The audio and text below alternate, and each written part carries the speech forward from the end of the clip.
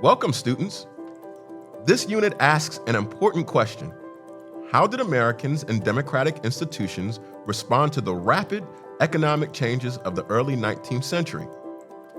To help us explore, we'll study a painting called County Election, created by an artist who is also a politician. This scene is full of characters and actions that reveal how democracy was growing, and what challenges came with that growth. This painting, by George Caleb Bingham, captures the intensity and complexity of a local election in the mid-1800s. Take a close look. There's a lot happening. There sure is. People are gathered outside a courthouse to vote. Politicians are handing out party tickets, hoping to win support. Voters line up while conversations and even a few fights break out around them. Look near the stairs. A Revolutionary War veteran, the 76er, is walking down just as a newly arrived Irish immigrant swears an oath before voting. The artist placed them near each other to show how American democracy now included both the oldest citizens and the newest. That's a big shift. Just a few decades earlier, many states required property ownership to vote. But during the early 1800s, many of those rules disappeared, largely due to new economic opportunities and expanding views of democracy and equality. Bingham didn't paint an idealized version of democracy. Some citizens in the painting are calm and thoughtful, but others, not so much. One man is so drunk he has to be held up to vote. Two boys play a dangerous knife game while adults argue or rest from a fight. Bingham showed that democracy includes all kinds of people, some prepared, some not.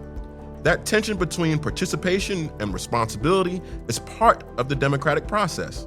Next, let's look at how we can use this historical context to help us analyze the source using view.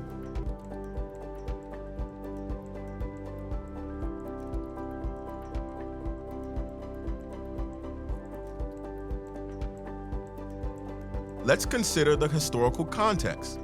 This painting shows an election during a time of rapid economic and political change.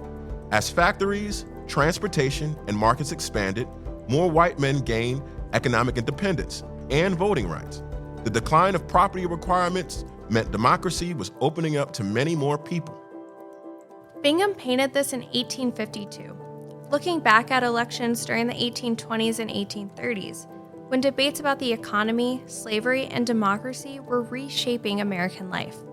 And as more citizens got involved in politics, artists like Bingham captured both the promise and the problems of that change.